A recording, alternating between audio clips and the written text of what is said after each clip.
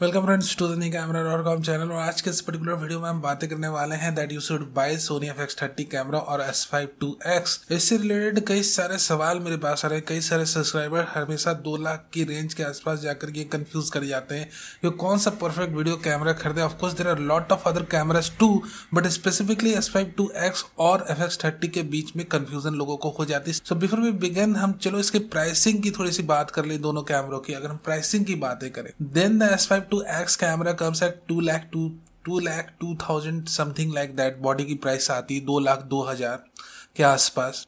And अगर हम अपने FX30 कैमरे की बात करें तो जो बॉडी है FX30 कैमरे की वो 1,71,000 में आ रही है। And if you buy with XLR handle, जो कि एक एडिशनल एडवांटेज होगा आपके लिए, अगर आप XLR हैंडल के साथ FX30 को कैमरे को परचेस करते हो तो वहां पर आपकी जो प्राइसिंग है वो नियर अबाउट 1,94,000 टच करेगी। सो प्राइसिंग के हिसाब से अगर हम देखें कि एक camera that is FX30 camera with XLR handle you are getting 1,94,000। सिर्फ कैमरे की बात मैं कर रहा हूँ, लेंसेज की बात नहीं कर रहा हूँ। सो यहाँ पर ये कहना सही रहेगा कि अपना सोनी का FX30 camera with XLR handle compares with Panasonic S5 IIX। ठीक है, अगर हम स्ट्रेट फॉरवर्ड प्राइसिंग की बातें करें तो खैर ठीक है, ये बातें तय हो गई।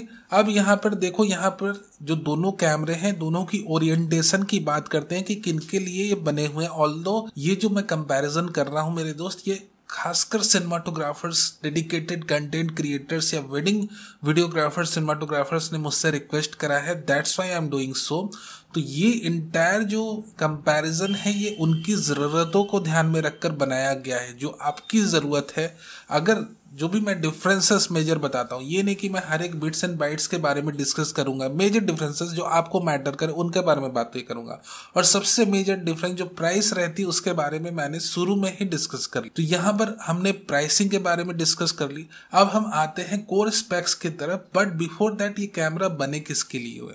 देखो, पैनासोनिक का S5 IIX is a hybrid mirrorless camera. अगर आप इसकी बॉडी डिजाइन को भी देखोगे दैट यू विल फील कि it is made for photographers as well as videographers, cinematographer. और यहाँ पर सिर्फ यहीं पे बातें एंड नहीं हो जाती। अब पैनासोनिक के हायर एंड सीरीज कैमरे को भी देख लो, S1 सीरीज को, वो भी कहीं ना कहीं हाइब्रिड बॉडीज को लेकर आए हुए हैं। हालांकि उनमें काफी अच्छी आप सिनेमाटोग्राफिक फीचर्स देख सकते हो, but they built like a hybrid mirrorless camera. और कहीं ना कहीं उसे एक फोटोग्राफर भी यूज कर सकता है, तो एक एडिशनल एडवांटेज है। FX30 कैमरे की जो बॉडी डिजाइन है उसमें ही आप देखोगे कि आप बहुत आराम से स्क्रू थ्रेड्स के आप देख सकते हो, उसमें होल्स दिए हुए, काफी कम्पैक्ट बॉडी है।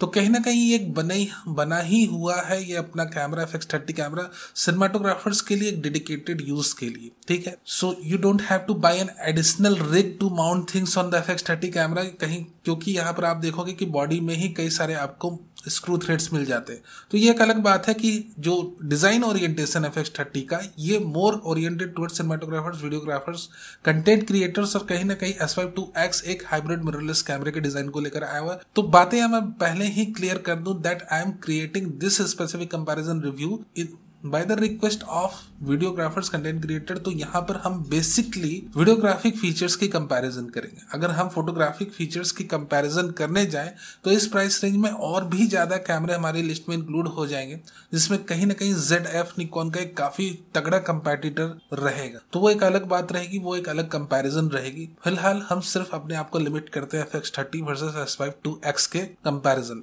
नाउ लेट्स टॉक अबाउट जो बेसिक डिफरेंस है दोनों कैमरों में। इंटरनल कोर स्पेक्स की बातें करते हैं, बॉडी डिजाइन के हिसाब से ऑफकोर्स हमने बातें कर ली। ऑफकोर्स देखो, यहाँ पर अगर हम S5 IIX कैमरे की बातें करें ना, इसमें एक full frame BSI CMOS sensor लगा हुआ, और अपना जो FX30 उसमें एक 26 मेगापिक्सल का APS-C BSI CMOS सेंसर है। साइज डिफरेंस है। फुल फ्रेम CMOS सेंसर है अपने पैनासोनिक S5 IIX कैमरे के अंदर। Without a doubt full frame sensor है तो लो लाइट परफॉर्मेंस अच्छी होगी, क्योंकि नंबर एक बात, दोनों की टेक्नोलॉजी सेम है। दोनों सेंसर जो है BSI यानी कि बैक साइड इल्यूमिनेटेड डिजाइन को लेकर आए हुए हैं। तो ऐसा नहीं है कि कोई FSI है, कोई एक ओल्ड टेक्नोलॉजी पे बेस्ड है। दोनों ही लेटेस्ट टेक्नोलॉजी पे बेस्ड है। सेंसर रेजोल्यूशन भी काफी ज्यादा मैटर करता है लो लाइट परफॉर्मेंस को लेके। बट यहाँ पर आप देखोगे कि सोनी का FX30 कैमरे का जो सेंसर रेजोल्यूशन है वो 26 है और वहीं S5 IIX का 24 है। तो कहीं ना कहीं पिक्सल डेंसिटी की बातें अगर आप कर लो या पिक्सल पर इंच साइज की, तो वहां पर भी S5 IIX को एडवांटेज मिलेगा। तो एक बात तो तय है कि सेंसर साइज की बात करो या रेजोल्यूशन की बात करो, मोर और लेस S52X अच्छा लो लाइट परफॉर्मेंस आपको देगा। सो कितनी ज्यादा आपको अच्छी लो लाइट परफॉर्मेंस मिलने वाली S52X से, अगर हम ISO रेंज की बात करें, the maximum ISO range that we get from the S52X camera is 204800। वहीं अपना सोनी का FX30 कैमरा मैक्सिमम आपका 102400 तक जाता है। तो ये मैक्सिमम ISO रेंज की लिमिट है। तो लगभग अगर हम कंपेयर करें तो एक स्टॉप की बेटर आपको लो लाइट परफॉर्मेंस आपका S52X कैमरा देता है। अगर हम dual native ISO, of course ये दोनों कैमरे के अंदर डुअल गेन सर्किट लगी हुई है, जो कहीं ना कहीं एक सिनेमाटोग्राफी कैमरे में होनी चाहिए, किसी भी एक प्रोफेशनल सिनेमाटोग्राफी कैमरे में होनी चाहिए।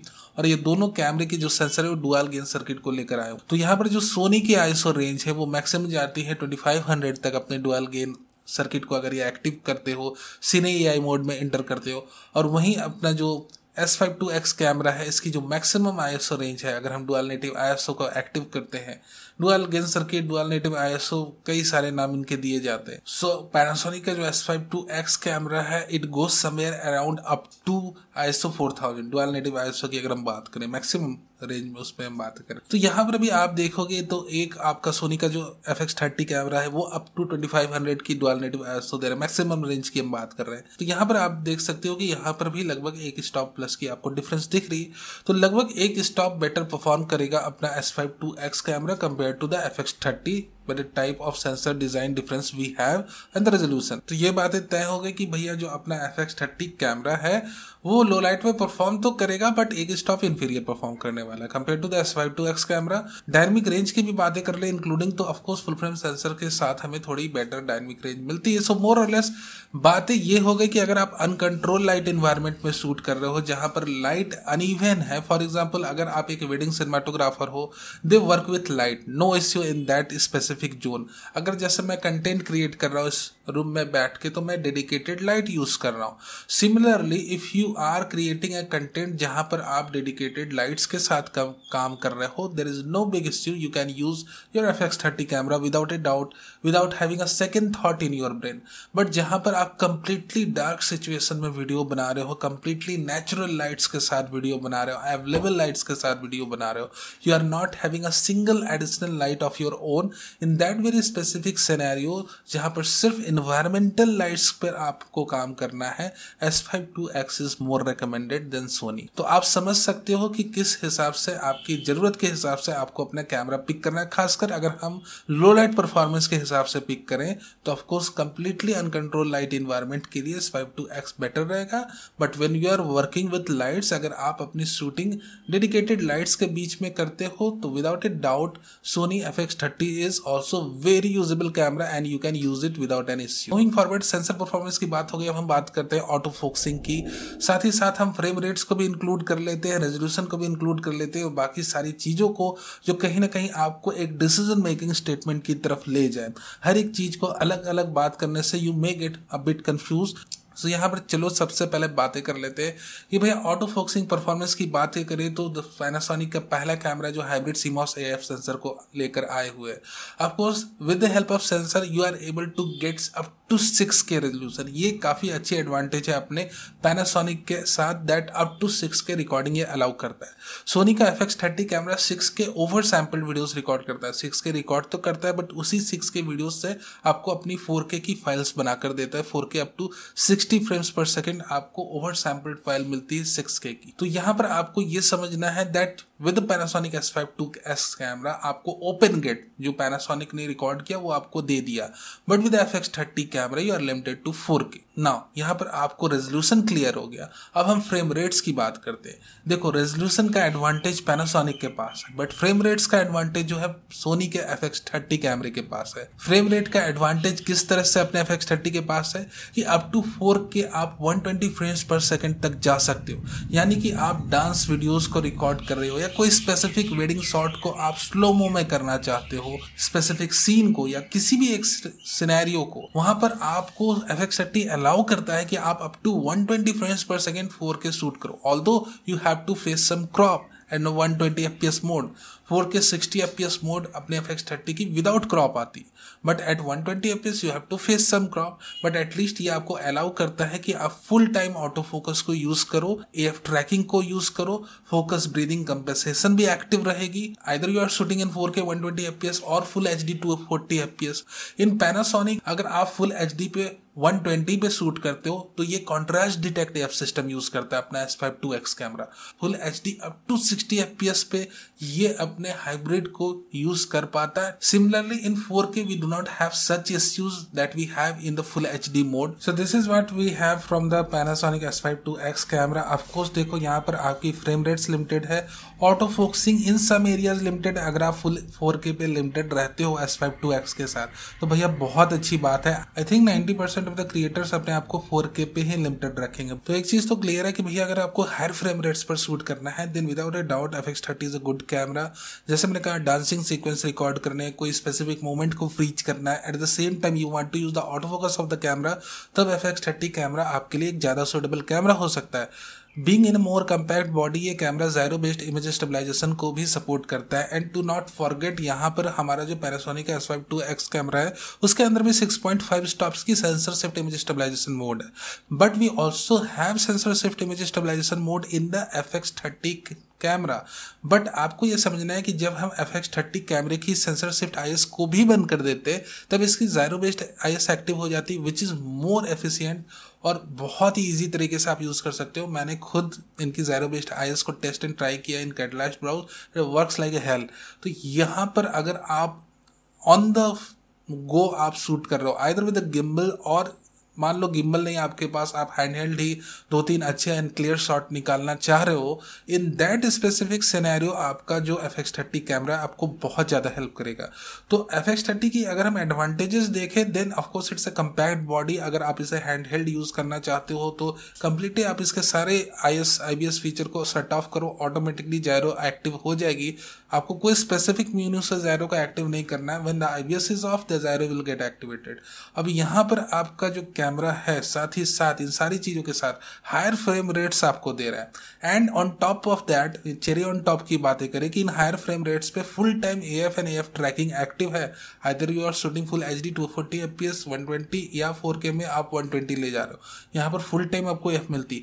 तो यहाँ पर देखो इट डिपेंड्स कि आप लो लाइट बेस्ड कैमरा प्रेफर कर रहे हो कि नहीं मुझे कैंडल लाइट डिनर शूट करने या बिल्कुल नहीं अवेलेबल लाइट पर शूट करना। I do not want to work with dedicated lights. There are photographer, there are cinematographer, मैं पर्सनली जिन्हें जानता हूँ जो सिर्फ अवेलेबल लाइट पर काम करना पसंद करते हो। कहीं ना कहीं ये मुझे भी है, आप ये कहो ये खुजली रहती है, चुल रहती है कि अवेलेबल लाइट में कई फोटोग्राफर्स सिनेमाटोग्राफर्स को काम करना पसंद रहता है। But when you want to have an kind of a desired output, जैसा आपने सोचा है आपको वैसा आउटपुट चाहिए, तब भैया आपको डेडिकेटेड लाइट्स यूज करनी पड़ती है। जिस तरह से मैं अभी इस रूम में यूज कर रहा हूँ कि एक light on the top use कर रहा हूँ, some I am using RGB lights on the background. तो यहाँ पर अगर आपको एक मनचाहा आउटपुट चाहिए तब आपको डेडिकेटेड लाइट्स के साथ ही काम करना पड़ेगा। तो ये बातें आपको क्लियर हो गई, ठीक है। अब एक और एडवांटेज की हम बातें करें, दैट फोकस ब्रीदिंग कंपनसेशन। यहाँ पर फोकस ब्रीदिंग की इश्यू आपके FX30 कैमरे में बिल्कुल भी नहीं नदारद है। आप भले थर्ड पार्टी लेंसेज यूज कर रहे हो या अपनी नेटिव लेंसेज यूज कर रहे हो, आपको फोकस ब्रीदिंग की इश्यूज अपने FX30 में नहीं मिलेगी। अब ये इश्यूज किसको मिलती, पहले इसे भी तो क्लेरिफाई करें। नहीं, इसमें ये पर्टिकुलर इश्यू तब आपको मिलती है जब आपका सब्जेक्ट बहुत ही क्विकली चेंज हो रहा है, कंट्रास्ट रेशियो आपके सब्जेक्ट का उतना बेटर नहीं है इन द सीन और इन द फ्रेम। तब क्या होता है कि खासकर जहां पर आपकी AF सिस्टम कैमरे की थोड़ी वीक होती, वहां पर आपको ये एक आध इश्यू देखने को मिल जाती है। बट थैंकफुली सोनी में ऐसा नहीं है। So Sony is made for shooting something in motion, something in higher frame rates. आप स्लोमो में रिकॉर्ड करना चाहो, सिनेमैटिक आउटपुट लाना चाहो, it is good up to extent, it is good.